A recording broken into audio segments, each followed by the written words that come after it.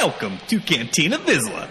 For the safety of the bartenders and any other patrons, remember to keep all arms, legs, tentacles, or any other extremities you may have to yourself at all times. So come right in, grab a drink, sit back, relax, and enjoy the show. Coming to you from the Panic Room in the crap part of the cantina, I'm Sparrow, and with me, as always, is a man who some say is such a sweet talker that he once talked a female Wookiee into getting a Brazilian wax. All I know is I call him Stan. Oh my God.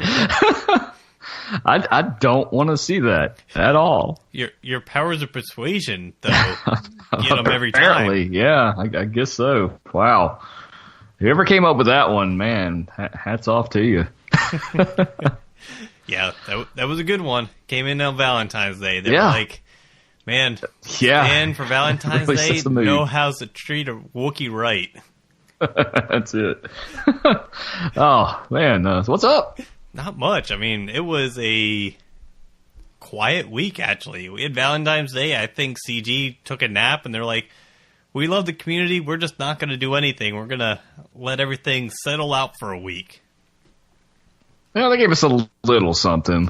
Yeah. Just a little. A little something at the end of the week. Just a little update, but not too much. But No. Yeah, let's... What was the rest of your week like, though, before we get into that? Well, we like to talk about space and, all of that stuff. So before we get into it, we got to pour one out for our homie. The Opportunity rover just bit the big one. Went off to the... Yeah, went off to the dusty planet in the sky. But great mission, though. Only was supposed to last 90 days. Ended up getting 5,111 days out of it. So that was pretty cool. Yeah, that's absolutely amazing with engineering and everything that's actually going through that went into this. To actually have it go through, update the software to actually make this rover last as much as, or as long as it did, is absolutely amazing. Yeah, I mean, 5,000 days and 28 miles. There are cars built on Earth that don't last that long. So, ripping pepperonis, rover. Yeah, good. For sure. Oh, man, how was your Valentine's Day? Uneventful. I went through, was just nothing major. Just another day for me. Nothing major? Okay. All right, well. Yeah, did you do anything maybe fun? Next year. Yeah, we went and saw Lego Movie 2.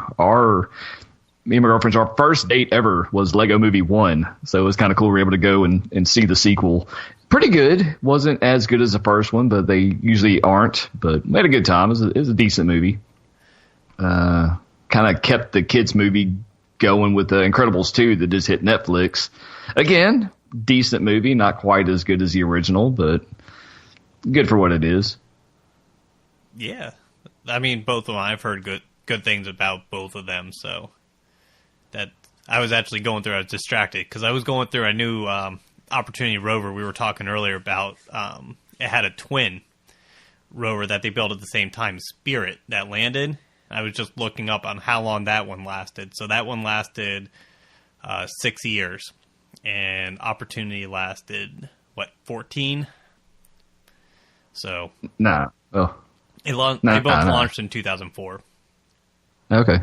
So, yeah. Spirit. Man, yeah, that's crazy. Yeah, Spirit went through, launched in 2004, landed in had its last transmission in 2010, and Opportunity launched a month later than Spirit in 2004, and just went through and went in.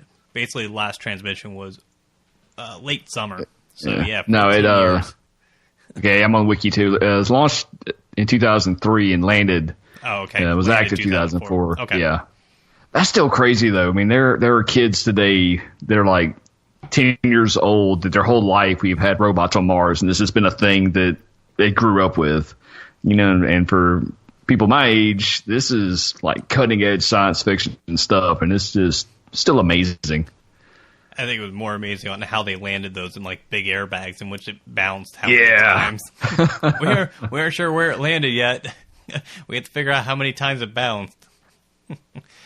But that's yeah, that stuff's absolutely incredible to me. So, anything else?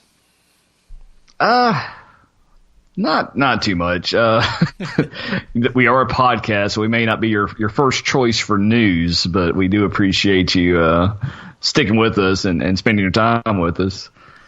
Did you see that little comment? I did not.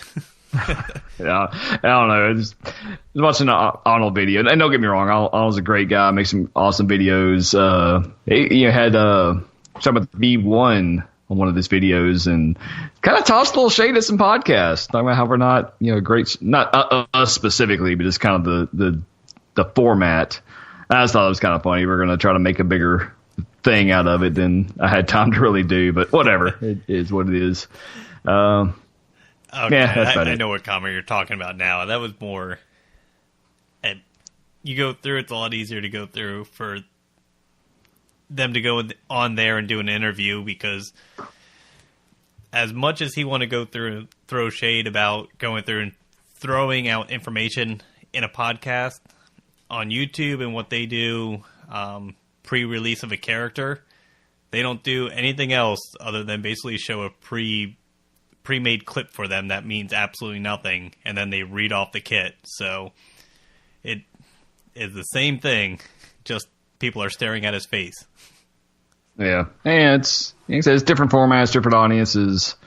If you're listening to us while you're driving or going to the gym or whatever, that's awesome. And there's a lot of YouTubers I wish would have audio streams, because I just can't sit around and watch YouTube a lot of times, and I would like to hear more what they got to say. So if you're one of those, man, look into it.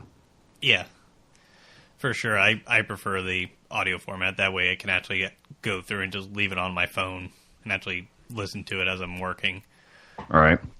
But other than watching a lot of YouTube to be able to see all this stuff, but I did finish up watching the last couple episodes of House of Cards, which I needed to get through, and I just finished up The Punisher also.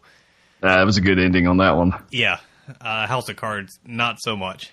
Really? House of Cards is more, like I talked about last week, it was, you go through and lose a main character being Kevin Spacey and have to rewrite the story.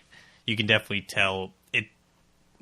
To me, it wasn't a satisfying ending because of that. I'm like, well, it's an ending, but it's not really like that big plot twist in which someone comes out of nowhere at the very end to take over control. It was like everything just set up to maintain control, and I'm like, that's nothing. Yeah, that's too bad, because those early seasons were just amazing. Yeah, some of the big plot points where you just jaw drop. Holy crap! Did I just see that? Yeah, and just some of the manipulations you go through, and you're like, okay, I kind of see where they're going with this, and then at the end, you're like, oh wait, this was a lot bigger than I ever thought.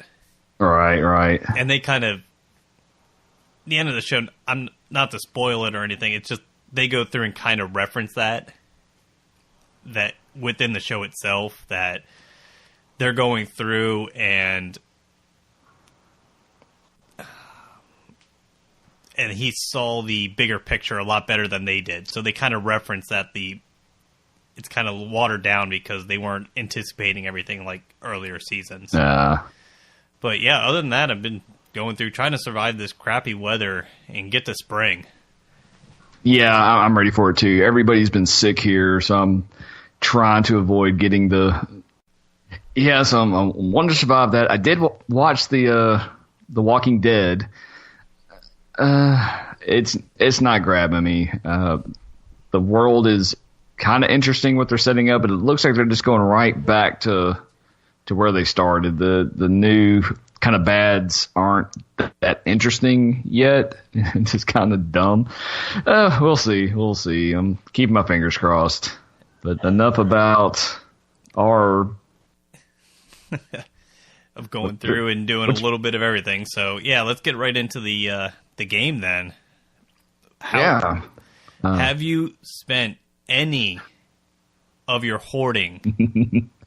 No. They're going to call Adult Protective Services on me for too long. I'm just sitting on. You hear Chewy? Yeah. Chewy's upset. I know. I'm upset. I want to spend this stuff. I need to know what team to spend it on. There's just too much up in the air.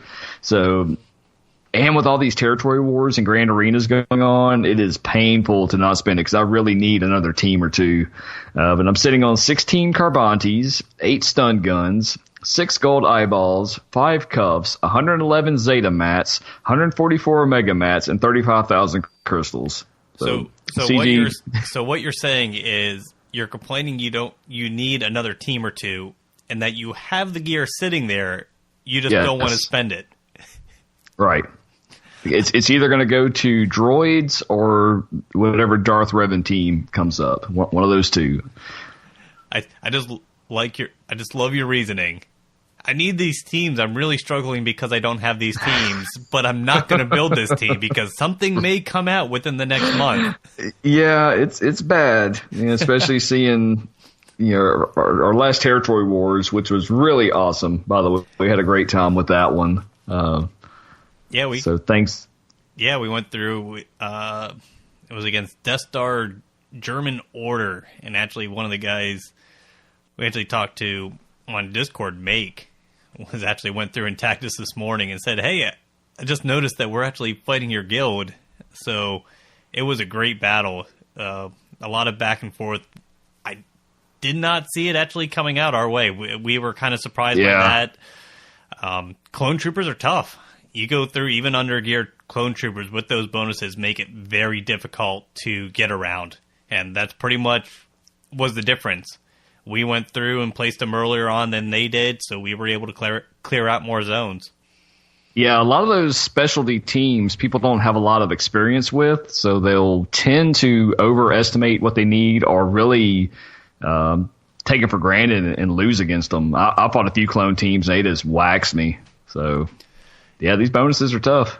Yeah, I did a couple of them where I went in and I was like, all right, I could try to take them out, go through, keep them stun locked with Palpatine and Vader and just really control them. As soon as they get one turn and all of a sudden I'm wiped out. I'm like, well, that was a nice try, but I didn't get anywhere with it. Oh, and it happens so fast, too. It's hard to even close the app out so you don't load the turn meter. Yeah, it's a very quick, oh God, what's happening? Swipe, and I hope it went through and didn't record. Yeah, that was such a glimpse into what clones could be. And so much promise there. I hope they get some love soon. Mission. I think I'm on board Team Mission now. She was doing some work too. Yeah, I had 2 of my 3 grand arenas in which my Scoundrel team had at least 2 wins. I think one had 4. One actually had quite a few. I had to go through and look that up exactly, but I had 3 or 4 wins with my Scoundrel team, so they did a lot of work and were able to pull out basically the victory because they couldn't get around my team. Oh, nice. Yeah, I had actually, I said 4. The one actually had 10 battles against it, my Scoundrel team. So that team is very difficult to get around if people haven't seen it before and know how to set up a team to get around and get rid of all the characters. So, but yeah. Did you get anything else done? Yeah, I went through. I finally went through, like I said last week, I got Zalbar done, so I was able to start moving towards Revan, and got Revan up to gear 12. Oh, nice! I'd heard you weren't even gearing your Revan. Stun guns and Carbantes, they go through and man, they are a pain. But as soon as you go through and get past one of them, you start climbing up very quickly. Oh yeah, but it's just anything like you're gearing up. You go through and you hit a gear wall in which it's not showing up in stores, and then all of a sudden all the gear drops, or you're waiting on just guild store currency or raid currency to go through and buy gear. As soon as the gear you need starts dropping, you can gear up really quickly, but there's long stretches in you're looking for something specific and it won't show up. No matter Right. how many times you refresh, how many times you beg for it, it is not going to show up. And that was basically one of the cases. I finally had stuff showing back up, and I had all the Guild Store currency saved up because of that, because it just wasn't showing up. But yeah, I went through. So Revan has all his gear 12 pieces except 2 pieces, and that's only because I'm missing 3 pieces of salvage for one that I just need to farm up those last couple pieces or have it show up in the store, and 2 of another, and then Revan will be completely maxed out. And then it's on to the fun part of remodding and placing an arena team as I work Jolee into the mix. Yeah, just in time for Grievous or Darth Revan. Yeah, well, which is fine. I need, like you said, I need Revan for Territory Wars and Grand Arena, and I need that team filled out and done well, and then I'll move on to that droid team, because that'll give me my Scoundrel team will be done, a Jedi team will be done, and I'll be looking for another team to gear, so it's perfect timing for me. And then other than that, I went through and got the Bounty Hunter, first quest of the Bounty Hunter, so I actually did get those last 2 50 Wampa kills, and on to the next one, which, man, this quest is going to take forever. Every time I go through and get a new level, it's complete 500 contracts for a specific character.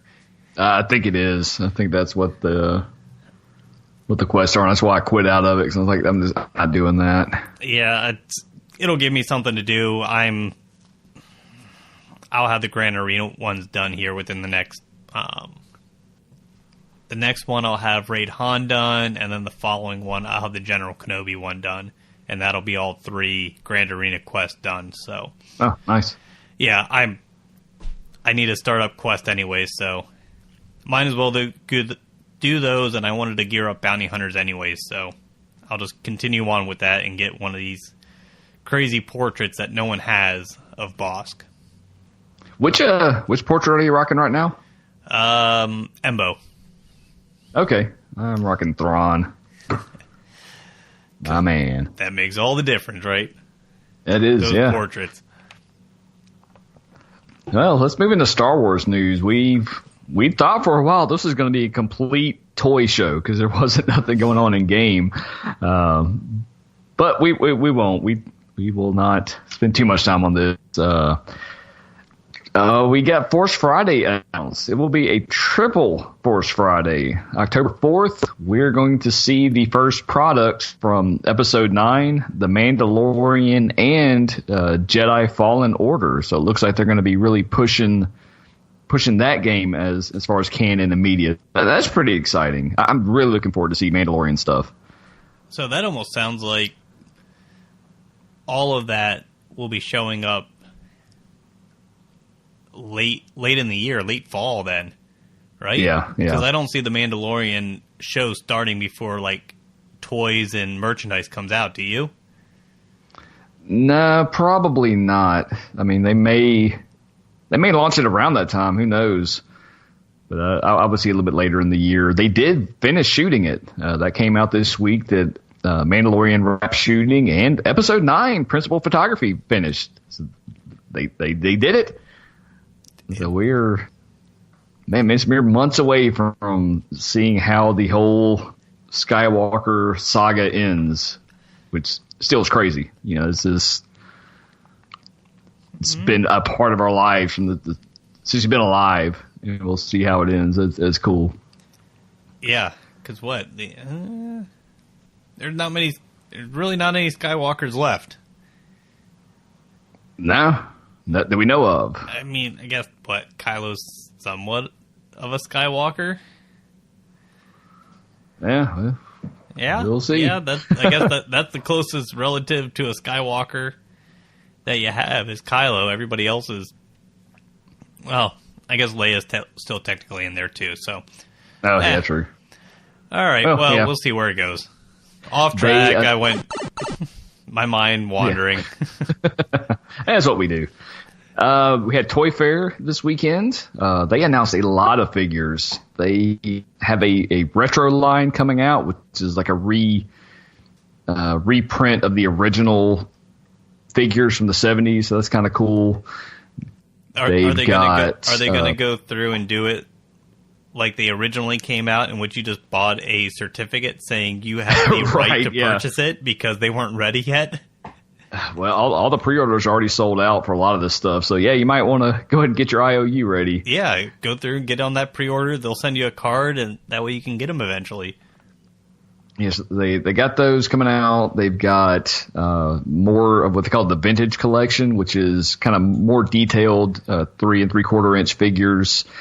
They added a new line of figures called a Hyper Real line, and these are kind of higher end figures. They're 8 inches tall. There's no visible joints. They actually have a internal skeleton with material on top of that and clothing. They're like $80-$90 a character. So I don't see myself investing in too many of these. Let's see what else they do. Couple new figures here and there. They showed the Celebration exclusive figures, which I'm really excited about. We're getting Padawan Obi-Wan and a reissue of Darth Maul on the original 90s Phantom Menace packaging, which is ugly as all hell, but I'm still excited to get these things. 90s graphics. You gotta love them, right? Yeah, it's awful. But and seeing Obi-Wan with this little rat tail, it's awfully amazing. Obviously, come on. Yes. Nostalgic. Come on, get off it. It's not that bad. It's just bad when you look at it compared to today's stuff. Right. And, 30 years from now, we'll look back at the aughts and the 20 teens and be like, what the hell were we thinking? Look at that CG. It looks absolutely horrendous. Right. Garbage. But, yeah. That's a lot of stuff going on. And what do you have with your celebration? I thought you went through and you scheduled some stuff. Yeah, the autographs and photo ops went live, so I was able to snag a photo op with Peter Mayhew, or the original Chewbacca, and I've got a Ian McDiarmid autograph lined out, so I'm pretty excited about that. It's also interesting that Ian is doing a lot more Star Wars stuff lately, so the rumors are he may have a part in Episode 9 as well. Which would be pretty cool. Or maybe he's just going through and trying to do everything before he goes through and backs off everything. Right, yeah. Milking it while he still can. I don't blame him. As pricey as some of these autographs are, man, I'd be signing stuff all day, every day. Yeah. Man. So the last hurrah through the Star Wars tour, he's going to go through and do everything right before Episode 9 and be like, all right, guys. Well, yeah, because that would really be the last movie he would be set to be in too, right? Yeah, at least Star Wars related, unless they do some other kind of spin-off shows. Yeah, so yeah, that might be why. So yeah, he's doing voices and stuff too. So if they do some other kind of prequel or original trilogy era stuff, he could do some more work in that. And I guess I will announce it too. If you do see me at Celebration, I will do a photo op and signature for free. So there you go. The bargain price, right? The bargain price of free for podcast listeners only. You might just have to show off your GP though. How big's your GP? Right. That'll be how he signs everything. Right. From Stan, your GP doesn't compare to mine. That's it. Oh. So let's get into what we actually did. Actually, this week in the game, basically we got B1, but we have some good bits coming into the game this week. Let's go over that. Yeah, we got some stuff to look forward to. We got a territory battle. Woo! Imperial retaliation. Are you going to get all those stars? Who knows? Let's find out. Nothing. Nope. You mean let's go find out at the end after I hit auto on everything? Yeah, pretty much. Oh, God. Please do something with territory battles. Let's see. We've got a ground war. We got Defense of Dathomir. We've got Grandmaster's training coming up on the 21st. We got a Smugglers Run coming up on the 21st. Another Grand Arena starting on the 23rd. Stop boring everybody. Let's get into the meat and potatoes. Okay. We're getting some new. We're getting Droideka coming on the 21st. Yeah. Definitely look forward to that. That's and right. We're getting the reworks. General Grievous and IG-100 Magna Guard on the 20th. Oh, yeah. Soon. So that's going to be Wednesday. So we should get a patch on the 19th or maybe even the 18th. More likely. I was actually thinking on the 20th. They've been... Because when B2's rework came in on the 6th, they actually did the update on the 6th. So I'm expecting the actual rework to hit on the 20th. Because as soon as they go through and update General Grievous and IG-100 within the update, I would imagine they aren't going to go through and be like, oh, on the 20th, all of a sudden these characters have their new kits. It's going to be whenever that update hits. So I'm imagining that we'll be seeing that update sometime on the 20th. Makes sense. Yeah, we'll probably get the kit probably the 18th or 19th with the update on the 20th with the event on the 21st. Yes. I'm hoping we do see the kit beforehand. I agree with you on that. I think the update's actually going to hit there on Wednesday. So that's going to answer a lot of questions. We should know by the end of the week if this Grievous Separatist droid team is going to be a true meta definer. They're having some luck with them already, with Revan teams, with weak B1s, with the kits that's already out there. So it is looking promising. Yeah, especially when they're going through and basically Arnold was able to go through and actually put his General Grievous, he has General Grievous and IG-100 already at Gear 12. But taking them in there with B2, B1, and then he threw in Chewbacca mainly for damage, and was actually able to go through and beat Jedi Knight Revan in an arena team. This wasn't going through test account, setting up mods to go through. Granted, the mods might not have been great on this Revan team, but either way, having a absolute garbage General Grievous and IG-100 in the team, and just by using that slight little tweak of B2 and B1, being able to go through, survive the whole encounter, or even pull out a win is absolutely amazing against Jedi Knight Revan. So it leads to a lot of possibilities as far as I'm concerned on what could be going through. It's like basically all they need is General Grievous to actually be able to do damage. They already kind of hinted at it's going to be based on max health of General Grievous doing damage for the rest of the droids. So, yeah, I think they're going to be a team to be reckoned with. I can't see them doing a rework in this environment, not making it a team worth building. If not for Grand Arena or something similar to the Scoundrels, I definitely think they're going to have a place. So I am leaning toward kind of going all in on them. But yeah, there's still that Darth Revan question in the back of my mind.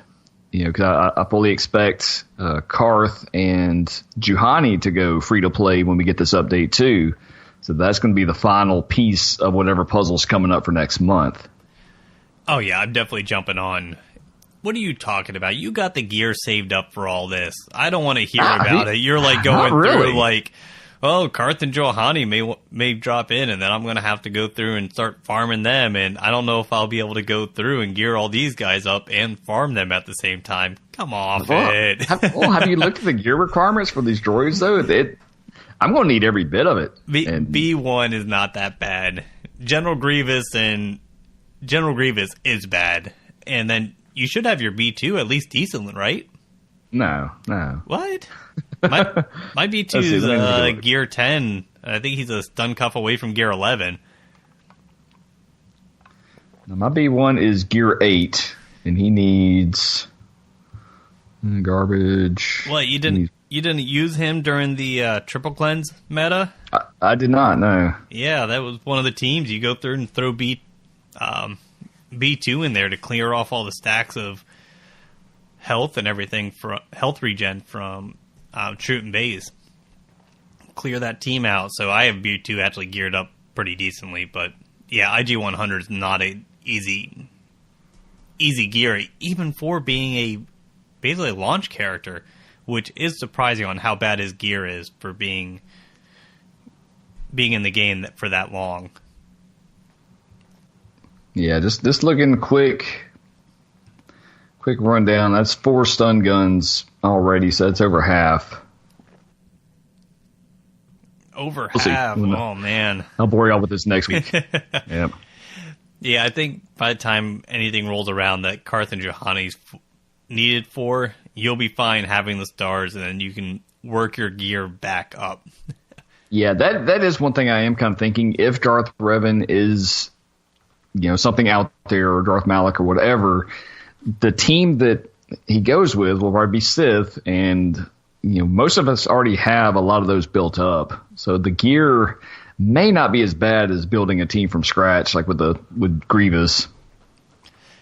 Yeah, and Grievous is only a team from scratch because the characters have been in the game. We just haven't had a use for them. Right, yeah. They've been kind of those placeholders. More than placeholders, bottom feeders, really. Yeah. Other than B2.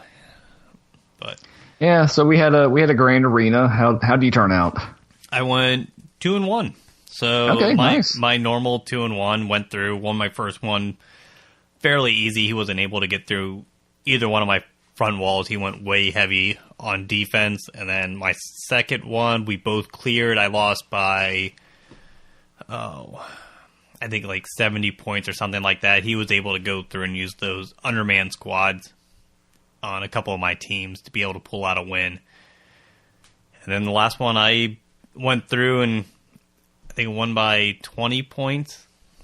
Both of us full clearing, so not doing as bad as I thought I was. I really was not expecting anything too major in this 4 million GP bracket that I'm in to be able to do damage and be able to compete as well as I am. So I'm happy with going 2-1. Gets me enough of the gear and everything that I needed out of Grand Arena and not getting that 0-3 and that horrible, horrible feeling that I'm getting nothing that I wanted. Yeah, I really need another team or two to be successful. I'm almost there, but just not quite. I got to put some less than optimal teams on defense, so that means my offense has to be spot on perfect to win on efficiency, and I'm just not quite there yet. So hopefully with this rework, Chewie has been yelling at you saying you have spend your gear. You spend your gear. I still don't have what it takes. I must train harder, and you will be fine. Well, the thing is, if I got to choose between a third or first place in Grand Arena or consistent top 5 or top 1 in Grand or normal Arena, I've got to pick Arena. The rewards aren't there for Grand Arena just yet. Oh yeah, that's definitely true. Just keep in mind that you're going to go through at some point, and you have the crystals from Arena, so, and you've been getting them, so it definitely helps out. It'll help you replenish your gear and everything a lot quicker also. So yeah, in the next few weeks, I should be real clear on what I'm doing and back to square one, spending everything. It's going to be the end of March before you finally convince yourself to spend this gear. Probably. So, well, something might come in May, so let me just hold on to it a little bit longer. Well, it's going to be Oblivion all over again. I'm going to finish the game out and just have a bunch of crap that I never used. Oh well. So yeah, let's get into. We did Grand Arena. We went through, and last episode we talked about the droids as far as going through, getting Plague, and how it doesn't really fit thematically, and that we don't understand why it's going through and being so bad, because people were going through saying about Plague with the B1 battle droid. It gets Plague and never drops off, so it seems kind of silly. And then in Discord, we got a video and got tagged in it. So Srostag Star went through and posted this of basically a battle with the Night Sisters versus the actual droids, and Mother Talzin actually does the plague and pretty much wipes out the droid army. So it actually is in there thematically that she's actually doing that plague maneuver and actually wiping out droids because it is affecting the droids. So, yep, there you go. So it is canon. Magic works against droids. Yeah, it does work. I don't have anything to say about it now, so I can't say the game shouldn't have it because it doesn't work thematically and it doesn't make sense. And they were just doing it as a game mechanic overall. That way they don't have to put anything that says immune to plague. And yeah, it works. So I gotta go back and we stand corrected. So stand corrected. Yeah, I have no problem with it now. I will work around it. I gotta go back and watch. I was just scratching my head, going, "Oh, okay." That I really gotta go back and watch Clone Wars because the Night Sister thread in that series is so good. Yeah, I'm gonna have to go back and watch it at some point before they start releasing the new Clone Wars episodes. So I'll go back there and kind of get a refresher on the whole series. That way I'm ready for the new event. So since it's been so long since that show came out. Yeah. Well, speaking of droids, we did have the B1 event. Kind of a step back in presentation as far as like some of the other ones with the cutscenes and stories and all that. But it was pretty cool. The backdrop was neat. We had a Felucia map. Yeah, any of these marquee characters that come out, these backdrops and maps and everything are absolutely amazing. And I can never wait. It always feels like forever until they actually get into the actual rotation of the game. So I can't wait to see this actually back in the rotation of the game, seeing them in Arena and Territory Wars and as we progress. Yeah. And at the end of the event, when they closed that map out for the last time, did you go, bye, Felucia? Oh, man, that was... Whew. Yeah, that was a rough one. Sorry. Yeah, that was a rough one. That was stretching there. Yeah. Well, speaking of rough one, we did get some rough news this week. Yeah. We did get some rough news there at the end of the week. Well, I don't know if it's gonna be rough. Let's dig into it. We got the Finn 3PO raid interaction Finn update post. So they are changing Finn's kit. It will take out the infinite loop that people were using on Phase 3 of the Heroic Sith raid.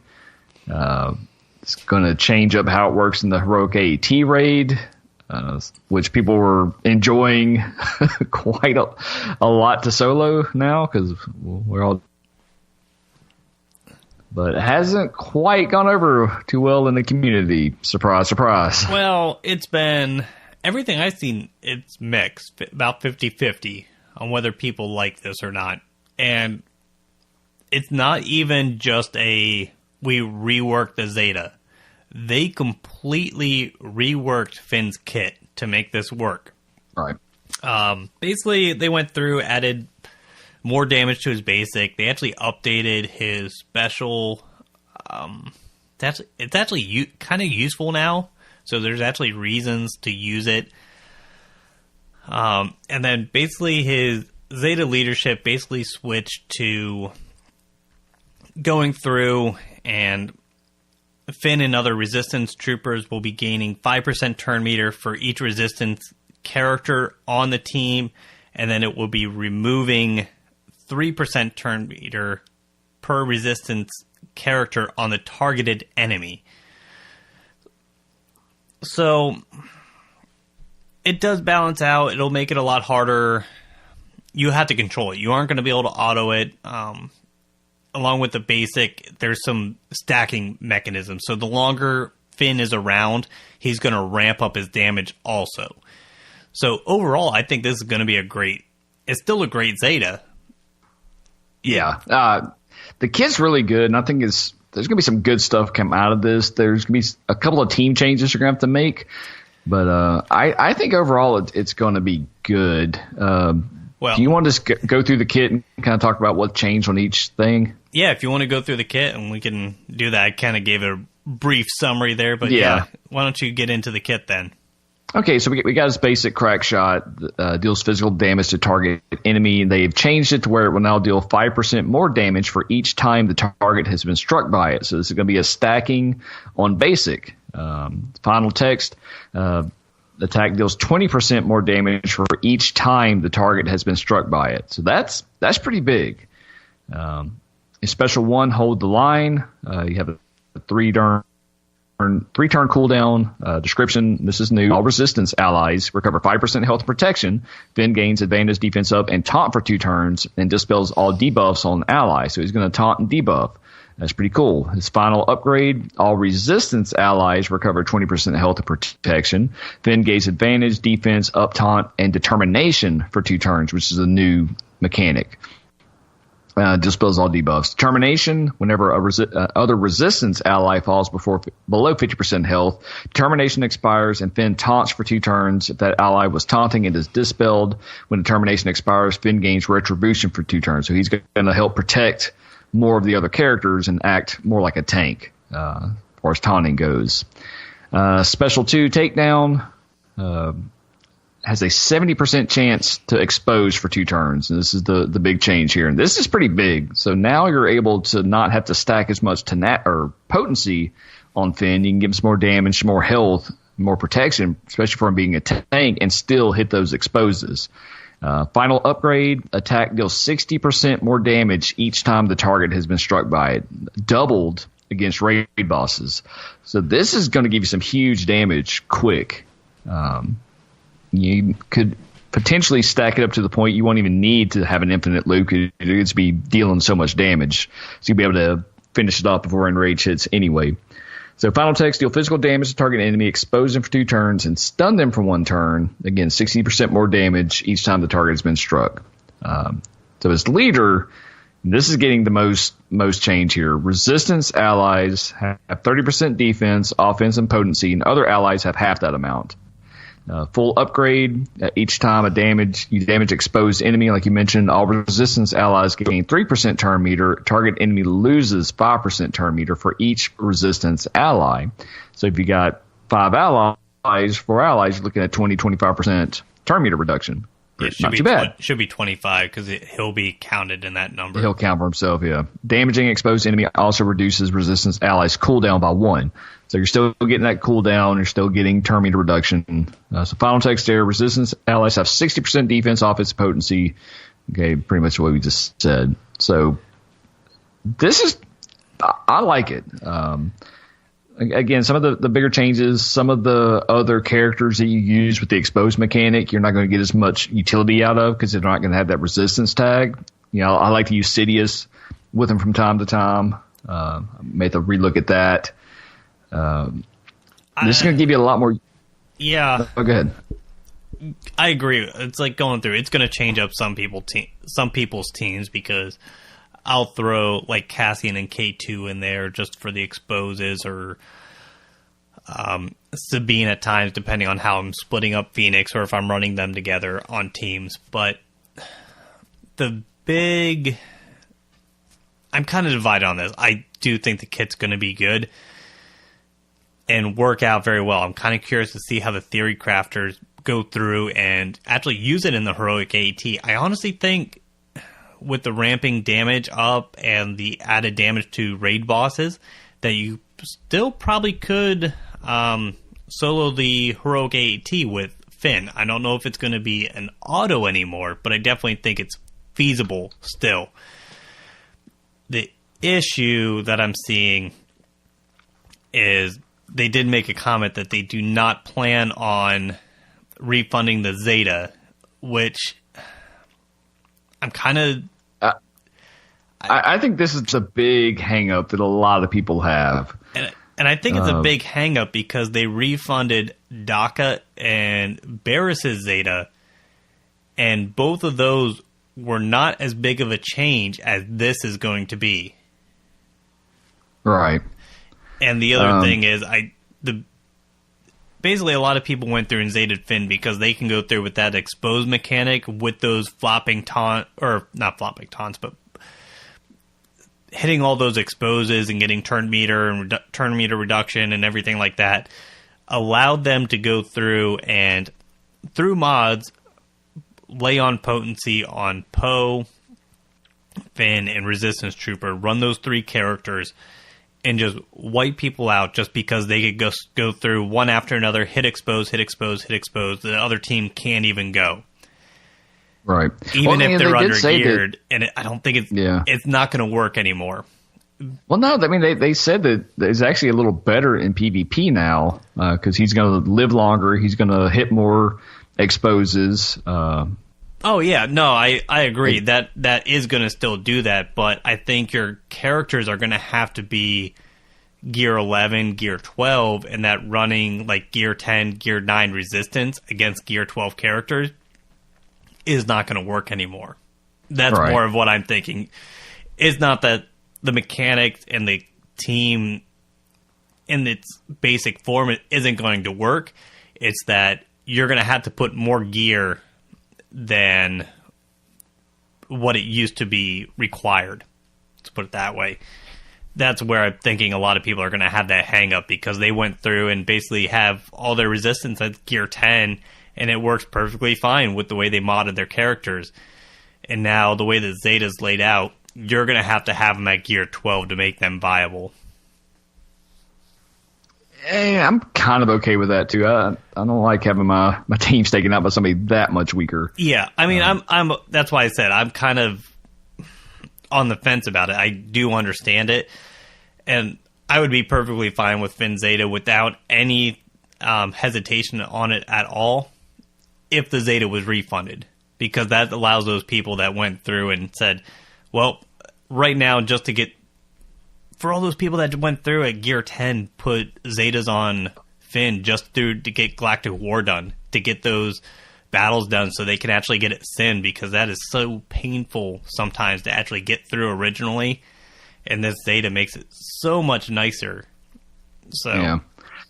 And they said they tested it. It actually performs better than previous. Let the community make that decision, and I think everybody be okay with it. I honestly think they will at Gear 12. I think they're testing out max characters in which the majority of the community does not have probably a resistance Finn team maxed out because they never needed it. Right. They say internal testing still has the team performing top tier in AAT, phase 2, 3, and 4, the pit, phase 1 through 4, team able to do 20% of phase 3, the heroic Sith, the triumvirate. So, that's not bad. Oh, yeah, not soloing the thing. That's still pretty dang good. Yeah, I definitely think the team's going to be good. I have a feeling you're going to need Holdo also. Well, Holdo's good. That Rose could even be good. There's a lot of theory crafters saying that she's going to be a lot more useful under this lead. So, I think it's a good change. I think if they would have just refunded Zeta, let people make up their own minds, give us that heroic AAT sim sooner rather than later, that may take a little bit of the sting off of this as well. And I've even heard suggestions of give the vet smugglers that resistance tag, just so they'd be able to be using this team. Give them something else to do, because they haven't really found the home under the smugglers either. They're still out there just kind of homeless. Yes, I would agree with that. That those vet smugglers probably should be added to, given the resistance tag, and gone through and actually be able to go through and place them in teams. I could see them being useful both under Zeta Finn and JTR. But yeah, it definitely mixes up the team on what you had originally planned out, and now needing Holdo or Rose in those final 2 slots. It wasn't slapping anybody that could put up an expose. Now it's, all right, I actually have to have a full resistance team to go along with them to get the actual turn meter reduction and gain that I actually need to make this team fairly viable within these mechanics, which I'm fine for. It's just where I'm at in the game. I'm like, I don't I need to go through and get stars for Holdo and Rose, and then I need to gear them. It's a daunting task. Especially with droids coming, and especially with droids coming up, and something coming up, Malak or Revan for the rest of these Old Republic characters. It's one of those things, like going through, taking away that team that I had built up for Grand Arena and Territory Wars, and it's being taken away right now because I don't have the gear to actually go along with them yet. But yeah, I mean, it is what it is. I think overall and down the road, this will be for the betterment of the game. Let's put it that way. Just right now, it kind of stings a little bit because it means I have to do more work. Right. Damn it. Somebody wants to do more work. Yeah. Why do I have to do more work for your mistake? It's more of what it is, so... Okay, so yeah, we got that. We mentioned a potential Revan Malak event coming up. So we thought we would dust off the old crystal ball for the rest of the year and kind of see if we can come up with where this game is going, get some clues and some hints, some pro tips. Yeah, kind of like a little bit of what we feel like is going to come for the rest of the year, what we would like to see, and kind of go from there. So we've mentioned it multiple times. In March, I thought it was going to be February. I'm pushing it out till March, just with all these characters coming in, going through. It's going to be more Sith. It's going to be Malak or Revan being used for these Old Republic characters, Karth Juhani, Canderous, and Darkseid Bastila. Have a feeling they're going to be needed for something, and they're going to be needed in March. Yeah, and I really hope, and I've heard this a couple of different places too, that this really opens up a paper, rock, scissors meta where you'll have Revan, Darth Revan, and Grievous just all taking each other out. Well, that and probably CLS right there too. I know a lot of people that use CLS, Han, and Chewie to go through and climb through Revan. Yeah.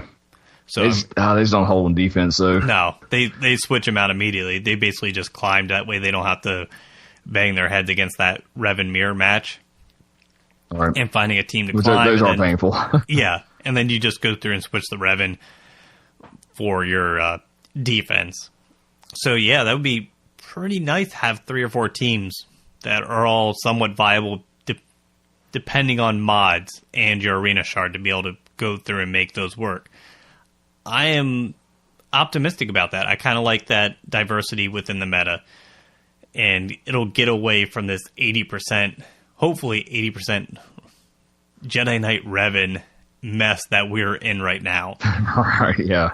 The other thing in March, I've heard grumblings about it and whispers from the little birds. Man, a lot of noise around these Sith ships. And yeah, it's one of those things. We kind of speculated that something's coming because of the hard node farms, and it's hard to know what is a rumor based off speculation, what's an actual leak, what's wishful thinking, what is what's what. There's a lot of noise out there, nothing really confirmed, or even I guess likely leaks from what we've seen, but I wouldn't be too surprised if we saw a Sith capital ship that needed these Sith ships. May not be as soon as people are thinking. Again, we talked about Millennium Falcon is pretty shiny and new, and people want to get their use out of it before it's immediately countered. But I do think it is coming. Whether it's a legit leak, I don't know. What's your take? I don't know with this one. I want to say no, and I'm not. And part of that's me not working on them and just kind of hoping that it isn't true, that people are going after this saying it's going to be true, and it turns out to be false, which I'm going to be fine with. If it doesn't, I'm kind of hoping that the rumors I was saying was basically it was going to counter the Millennium Falcon and that this was going to be the better team. I'm hoping that's not the case. I'm hoping if it does come out, it's basically introducing another ship, making these Sith ships actually viable within Arena, and making it more of an equal to the Millennium Falcon. That way you kind of start having that rock, paper, scissors matchup in ships along with the regular Arena. Yeah, ships are really in need of that. It's, ships are getting there. It's just the amount of ships that we have right now. We still need more ships to be able to go through and add that diversity. But you could also go through and say the Emperor's Shuttle is actually kind of the start of that with all these Sith ships, and that ship itself kind of makes that B-28 start working and other pieces and make those ships already work. So I could see that really just being the Emperor's Shuttle is really what is the key to that, and that they're trying to go through and get you to farm the other ships to actually work with that one. So yeah, I think a capital ship would just really tie the bow on that and get those all working together. But yeah, this is kind of a weird year. There's not a whole lot of like Star Wars media out there that we can go off of. And we do have episode 9 at the end of the year, but that's again the end of the year. So well, everything seems to be at the middle end of the year.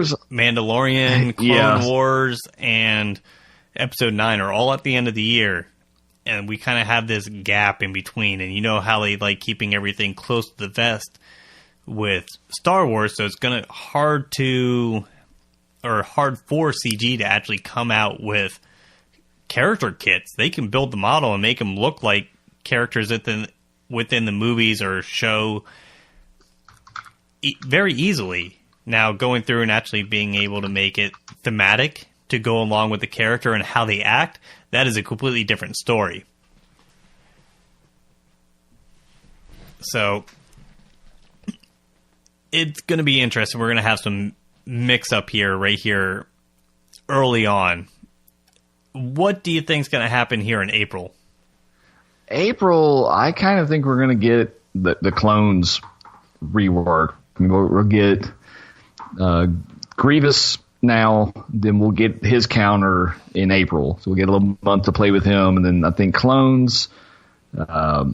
Maybe we'll finally get that Geonosis territory battle map with Padme, Jar Jar, who knows. Okay. That's kind of what I hope to see. I don't have anything strong on that. One thing to keep in mind for kind of April, May time frame is May is going to be the 30-year anniversary of The Phantom Menace. Okay. Yeah, so maybe April, May, we go into this prequel era. We get clones and then Padme, Jar Jar in May with a build-up to maybe a Jedi Knight Anakin rework somewhere in there. Yeah. No, did I say 30-year? My math is the 20-year. 20-year, okay. The 99 is released. Yeah, so, yeah, Qui-Gon Jinn maybe, a rework, Jedi Knight Anakin rework. That would be much needed, especially for Qui-Gon.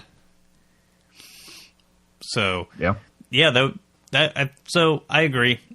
April, May, definitely clones, Padme, Jar Jar, some reworks of those characters are already within the game. Territory battle maps and stuff like that. I think that's going to be more of a summer fall thing, just because that seems to be lining up when they actually introduce at least new. Oh no, I guess territory battle maps recently have all been late fall, going into the holidays. But I'm hoping it's sooner. Kind of like you, just more maybe wistful thinking. I'm so tired of what we got. Just need something new. So I have been thinking about the territory battle maps, and it's kind of one of those things where I'm starting to come to the conclusion that they kind of painted themselves in a corner with those territory battle maps. And I don't know if you're would see where I'm going with this on how they did this. Not quite. Enlighten me. All right, so territory battle maps. They're set up that they require certain characters. You get certain characters for beating missions. Okay. Now, if you come out with a new territory battle map, what do you do with the old one?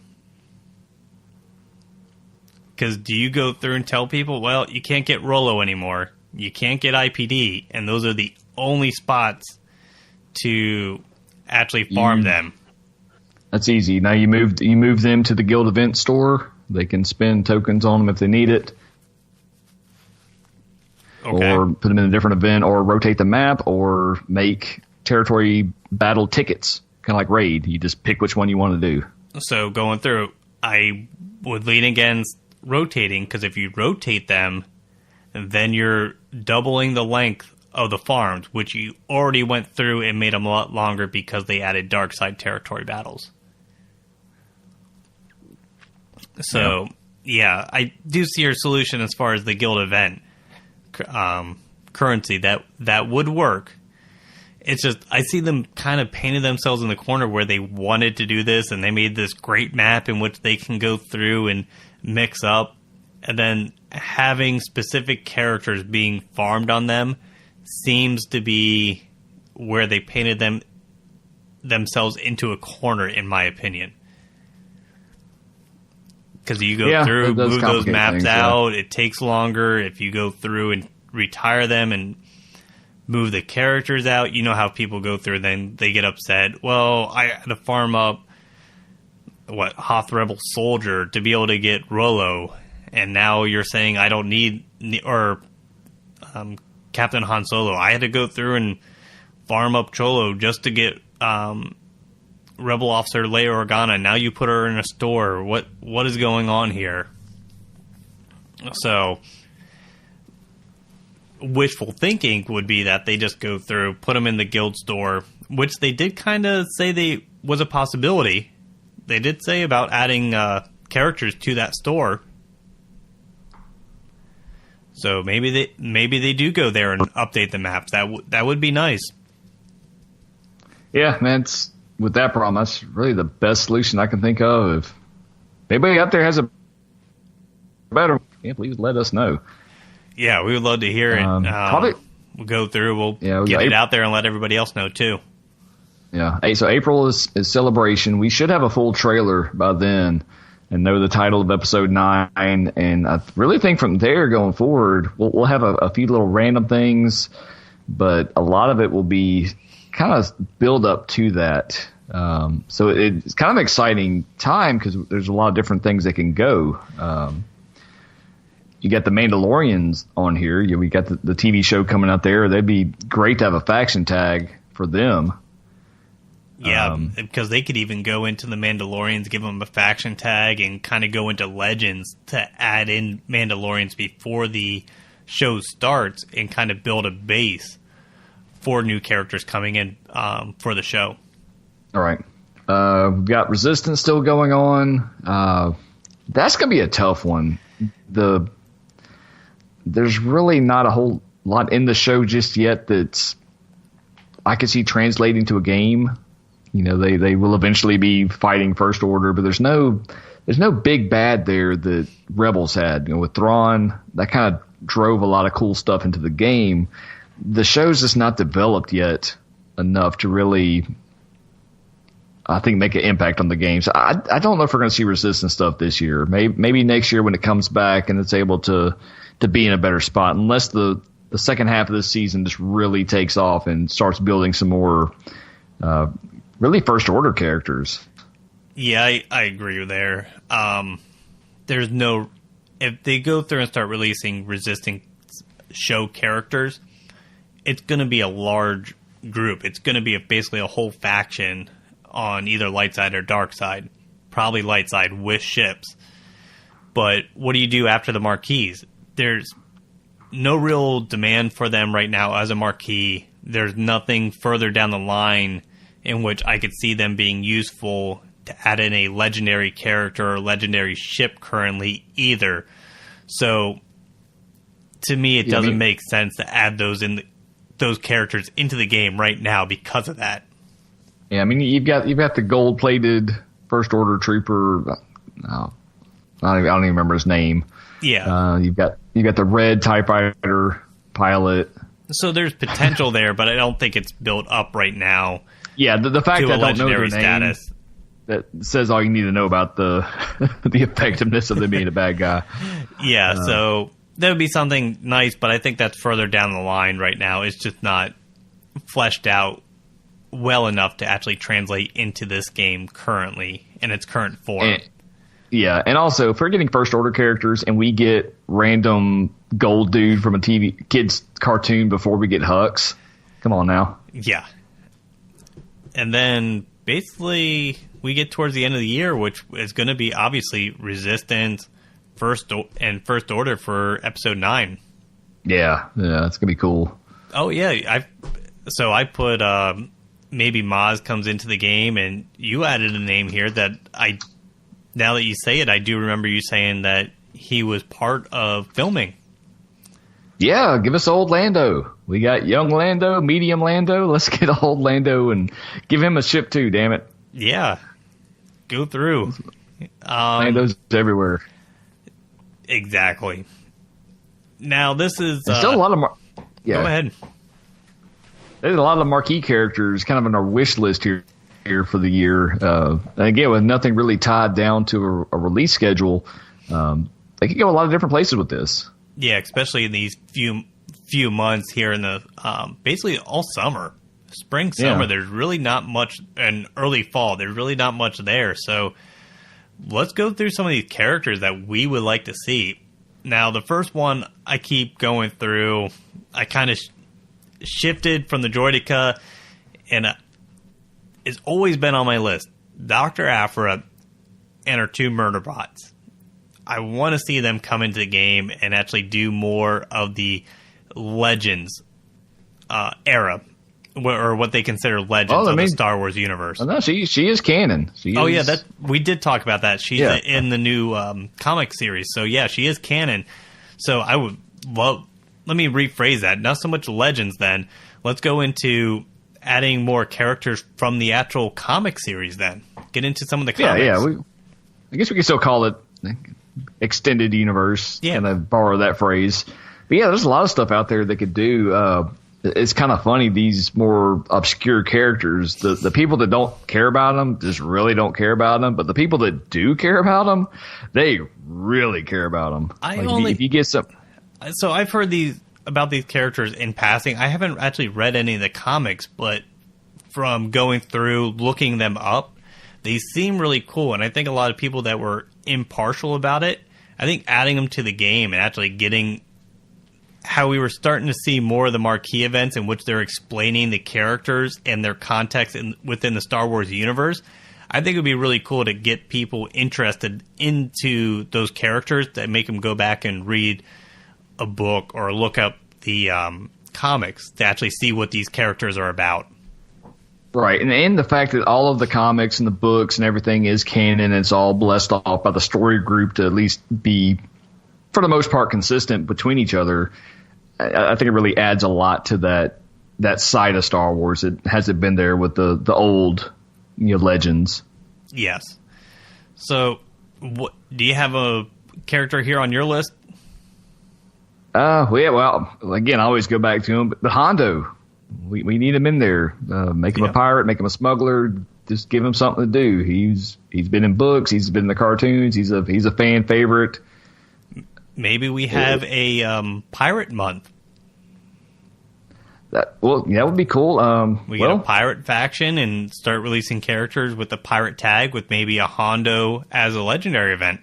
Yeah, and Resistance, the TV show, there are a lot of pirates in that. That is a big subplot of the show, so it would make sense for them to have a pirate tag. Yeah. There you go. Yeah, so I could see that coming into the game. I went through and just listed more ships in general. Yeah, no matter what it is, we just need we need ships.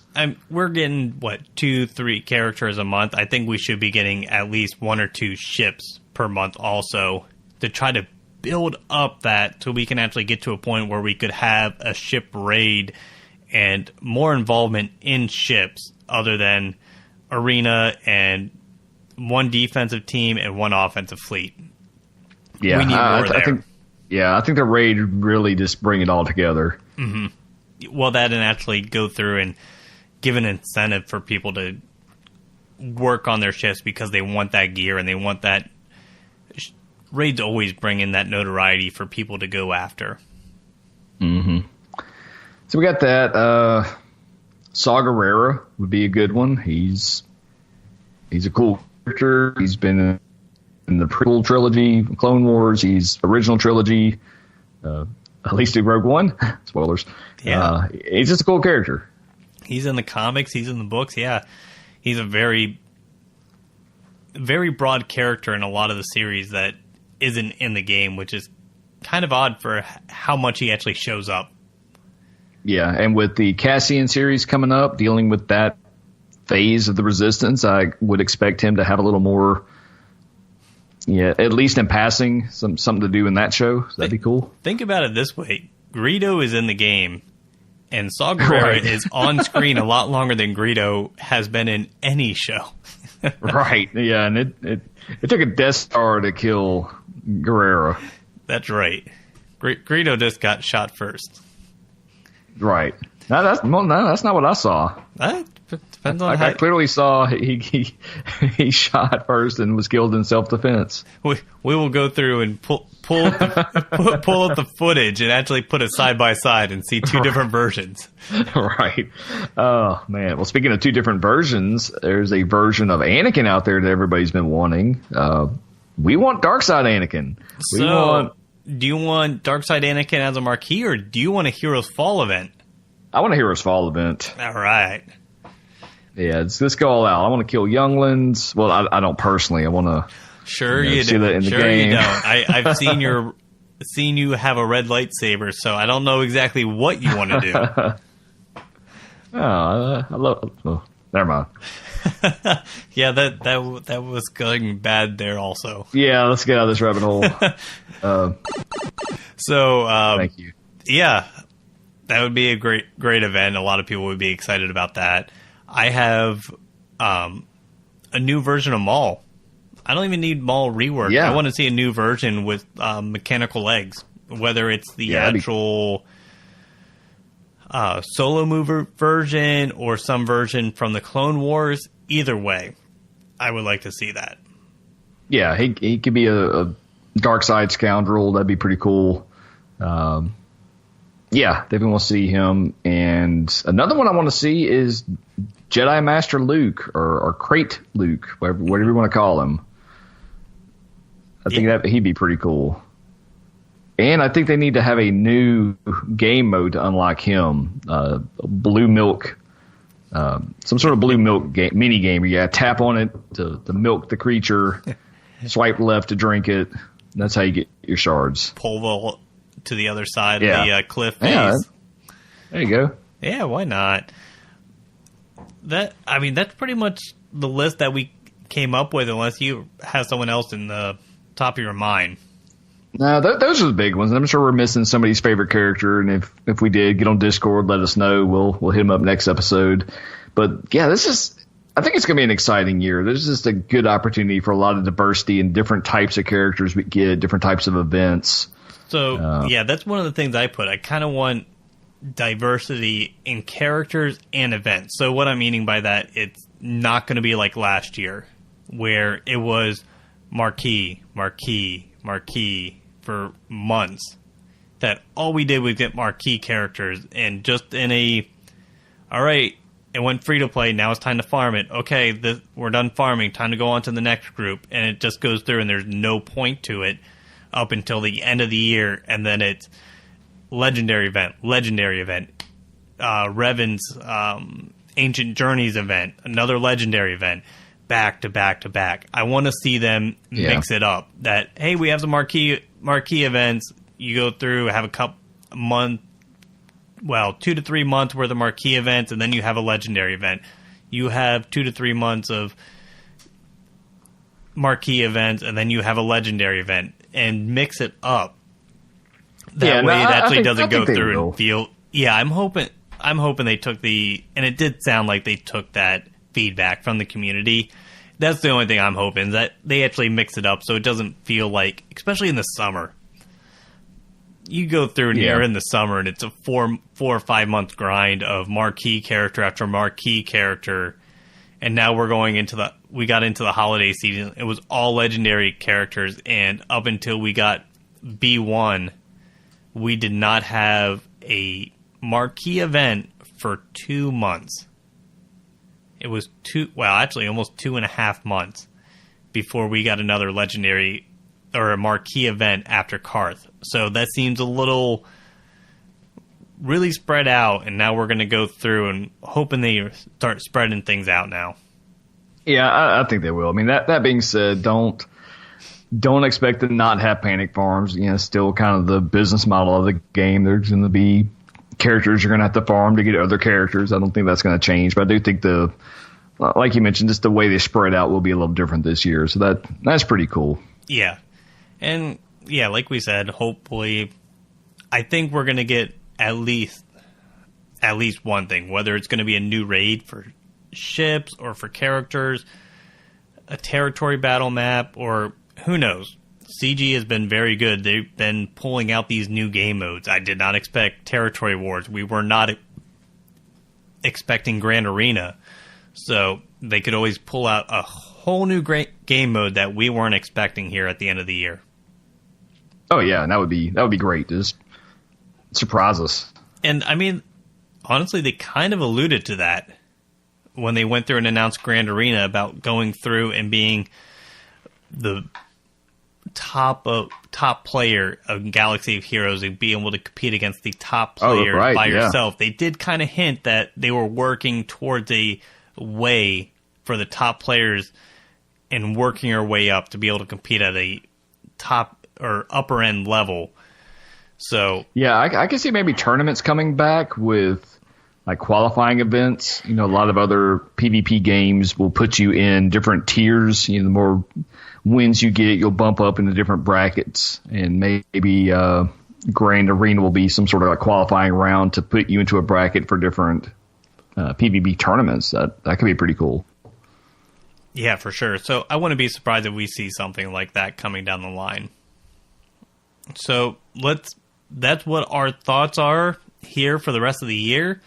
But winding it down to stuff closer, we went through have our marquee watch, in which we went through and we did state earlier, our dates have Juhani and Karth going free to play this week, and I think that's lining up perfectly for the game update that we're going to be having here, probably the 20th or 20th, when General Grievous and IG-100 get dropped into the game with their rework. So yeah, best case scenario one goes to a store. Don't see it happening. It'll probably be a hard node and a Cantina farm. But we'll see. That's what I'm planning on. So I'm going to start saving up my Cantina energy. So when that thing hits, I'll have maxed out, ready to go on that. So keep that in mind if you're one of those energy savers. Yeah, it wouldn't be a bad idea to go through and do that Tuesday right before refresh. That way you go through and have some energy saved up going into Wednesday, because obviously we're going to get an update. They may throw it out there on Tuesday, but I doubt it, because I don't see how that works within the game of them releasing a update, especially of kits, and being delayed like that. So, and then we went through and had the B1 marquee event, and you had the shipment date showing up here. What, March 28th? Yeah, somewhere around there, and that would put Droidic sometime in April. Okay. Yeah. I am unaware of anything that these characters would be used for as far as some sort of legendary event, other than just keep in mind for what they're actually appearing to be useful for counters, that you may want to go through and star them up, because they may be a great team here, both in Arena, Territory Wars, and Grand Arena, when these full teams with General Grievous and the rework hits. Yeah, I'm tempted to try my luck at one of the gamblers pack for these characters. Let's see how it works. I would advise giving it a couple days for the whales and game changers to go through. Oh yeah, it won't be day one. Yeah. Well, because remember, Droideka has that new pack coming in. Right, the $20 pack. Well, not only the $20 pack, but also the upgraded crystal price. You're right.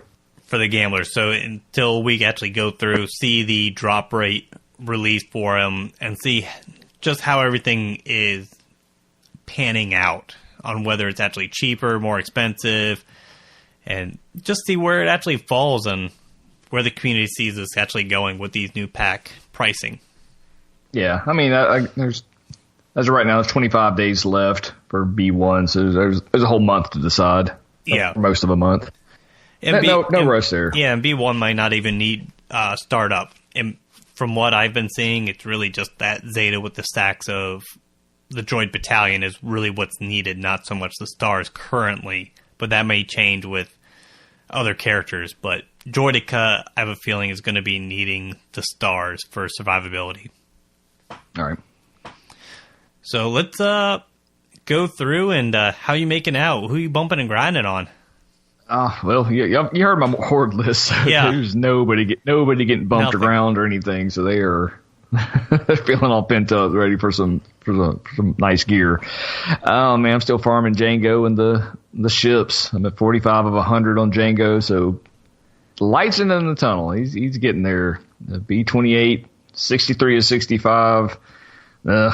Then Anakin ship 7 to 85. So nothing too exciting there. Just killing time. Yeah. Yeah, it should actually be. I'm getting very good drop rates as far as with Bastila. I'm at 8 of 100 right now, so I got about 50 shards last week, so I'm doing very well with her node. Houndstooth is wrapping up. I'm at 88 of 100, so I'm really excited to get Houndstooth finally up to 7 stars.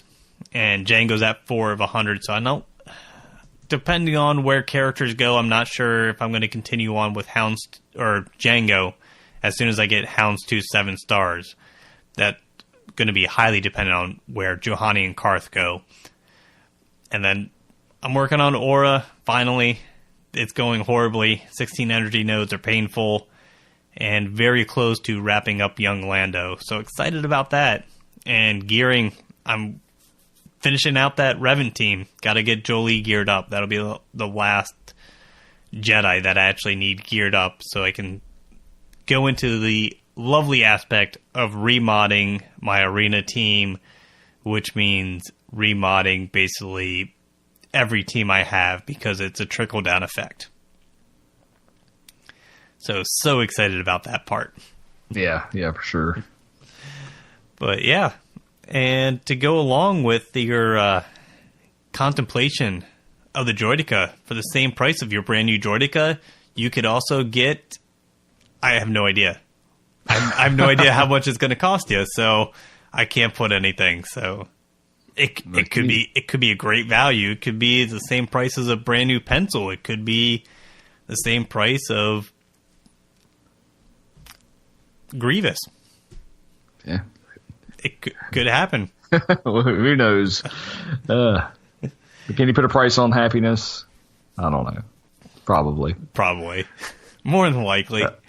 All right, it's getting late. I think our brains are starting to turn to mush. It just started? Well, yeah, good point. Yeah, it happened a long time ago. So before we have to have someone come into the panic room and hose down our brains into the drain, let's get on out of here. Yeah. Housekeeping, I know the drill. Find us on Discord, links in the show notes. Come join the conversation. We have lots of fun talking about toys and cats and everything else that you find on the internet. You can email us, cantinabizzle@gmail.com. Check us out on thealliancegaming.com with all kinds of other great content creators. And if so inclined, check us out on Patreon, patreon.com/Cantina Vizsla. Drop $1 or $2. Every little bit helps. We're still going to do the show for free. Our Discord is open to everybody. You don't have to be a sponsor to talk to us. We do have our Patreon-only room set up. We have our Grand Arena help room set up for certain tiers of that, if so inclined. But if not, hey, it's all good. We still love you. That's right. So, until next time, guys. Later. See ya. As you are exiting the cantina, we would like to say thanks for stopping by, and we hope to see you out on the hollow table soon.